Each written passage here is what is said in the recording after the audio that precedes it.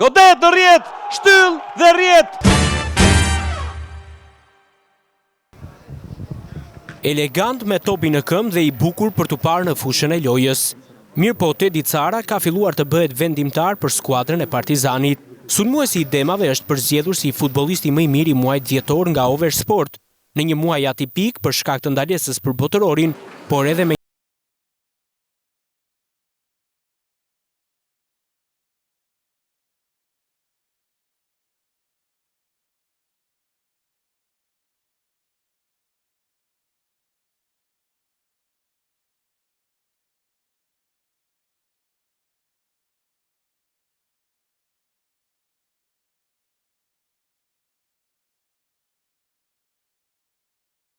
dhjetor nga Oversport. Çfarë do të thotë për ju fitoria e këtij çmimi simbolik? Është një moral për një futbollist, sepse ne kur punojmë në stërvitje apo shkojmë edhe në ndeshje, e vlerësojmë shkojmë për këtë gjë, për një çmim si ky. Edhe duhet të falenderojmë edhe Oversportin që na ka bërë të mundur ne futbollistëve për të marrë një reklamë të tillë, sepse vitet më përpara nuk ka qenë asnjëherë çmime të lojtari i muajit apo çmime edhe të tjera. Kështu që për një futbollist besoj që është një moral tepër kur vlerësohesh për atë që ke punuar.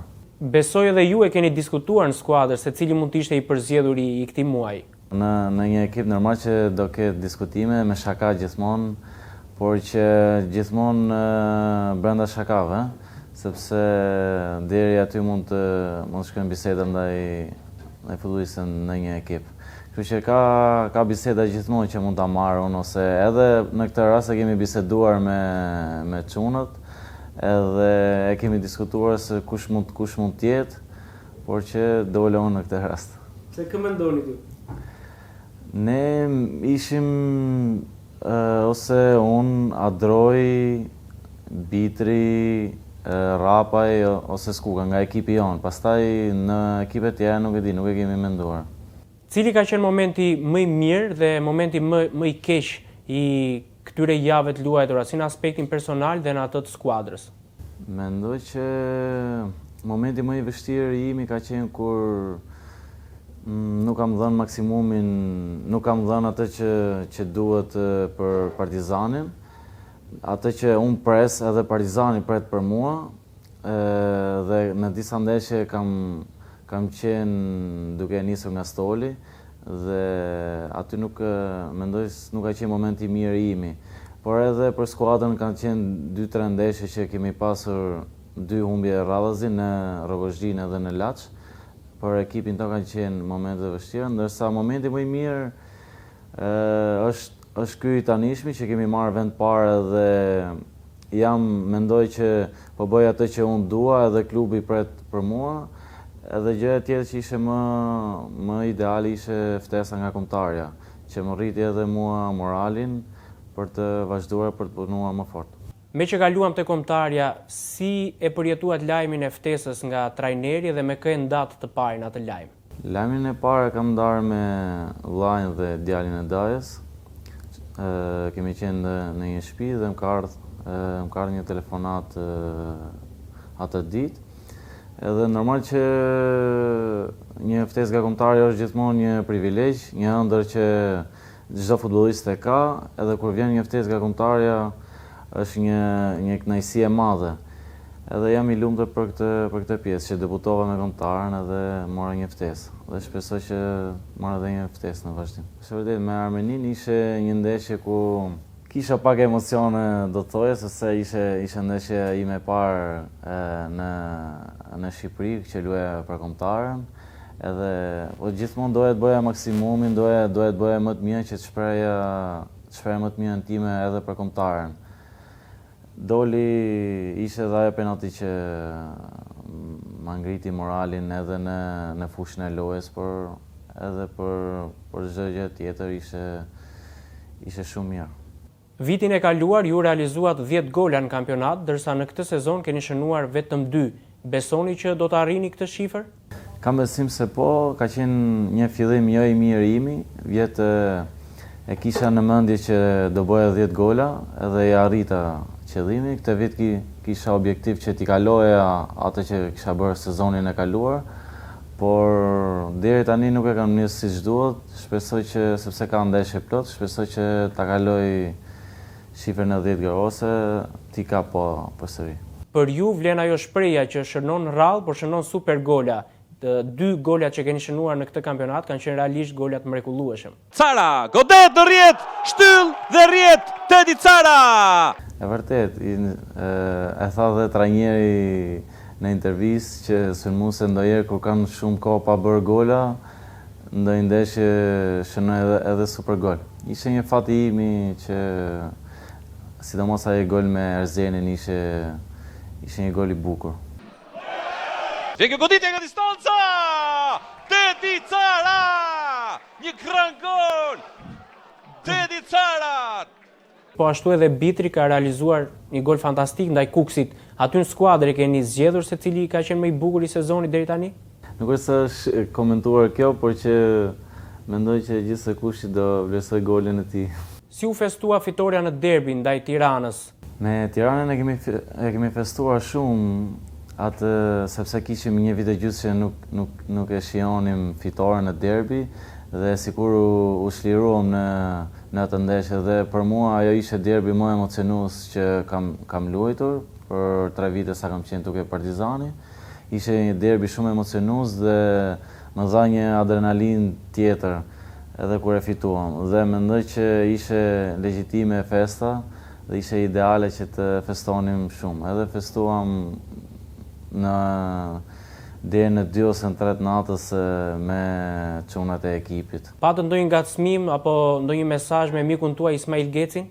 Kemi takuar mbas disa ditësh, por nuk është se kemi folë shumë për derbin, kemi folë disa tema që mund të flisim për lojën, që ku çaluam apo ku luajtë më mirë, por që edhe Ismail Geci ka fituar herë tjetër, kështu që kjo ishte rradha ime.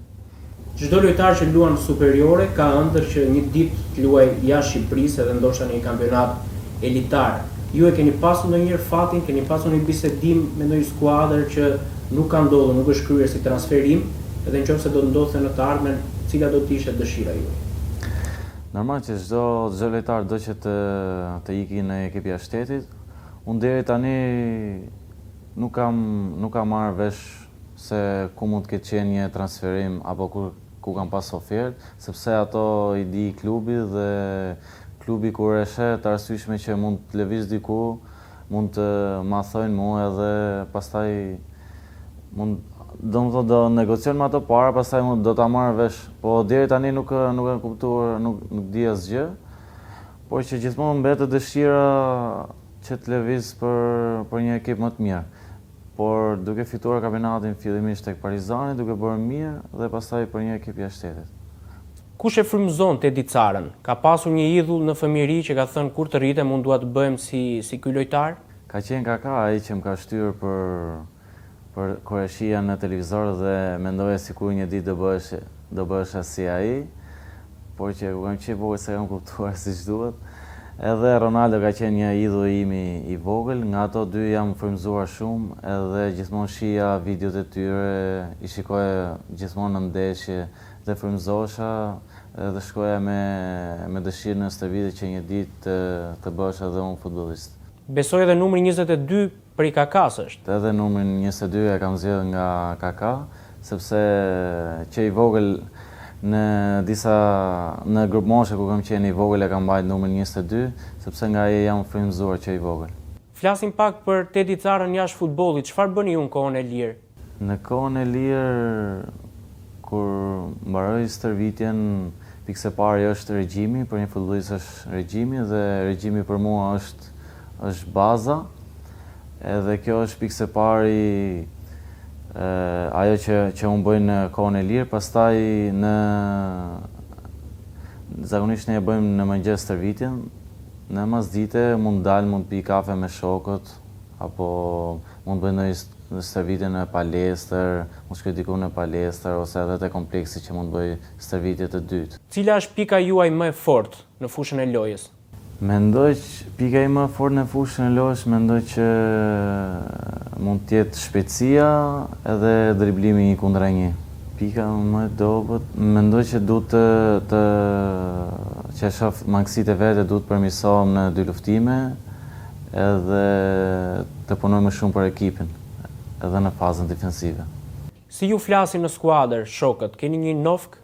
Nuk është se kam ndonjë nofk ndryshe jashtë emrit apo mbi emrit, thjesht më thrasin Care, o Care, se kam ndonjë nofk tjetër. Ismail Geci ju quan Arusha në një nga komentet në rrjetet sociale.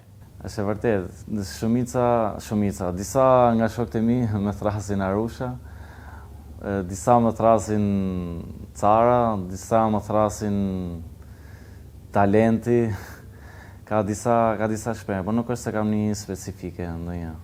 Po kolega si ju flet, edhe si është raporti i tij me ju personal? Raportin e kam të mirë me trajnerin, trajneri mba një raport mirë me gjithë futbollistët, jo vetëm me mua. Është një trajner që të jep harmoni në ekip, edhe kjo e tregon Partizani edhe në fushën e lojës, jep një disiplinë si jashtë fushës dhe brenda fushës. Dhe nuk është se ka ndonjë nofk nga trajneri kolega. Me që jemi tek dorëzimi i çmimit të lojtarit muajit, tani do të zhvillojmë një lloj loje së bashku, ju do të zgjidhni se cili është lojtari i muajit tek skuadra e Partizanit për disa nga karakteristikat e mëposhtme. Cili është lojtari i muajit më gjumash tek Partizani? Lojtari më gjumash mendoj që është Hodo. Po lojtari i muajit më shakaxhi? Do ja jap Muratajt. Cili është lojtari i muajit për goditjet më të mira të penalltive? Do jap Skukës. Cili është lojtari i muajit i fiksuar për rrjetet sociale? Rapaj. Po lojtari i muajit për ndonjë vonesë në stërvitje? Kështu nuk kemi, sepse i kemi me rregull to dhe s'para i kanë kthy rregull ndonjë lojtar. Besoj që goli ndaj Erzenit mund të jetë një nga më të bukurit e karrierës tuaj, apo jo? E kam parë shumë herë sepse nuk kam shënuar asnjëherë si ky goli, edhe vetë jam befasuar, edhe nga miq që më thonin si ka mundësi që godite nga aq larg.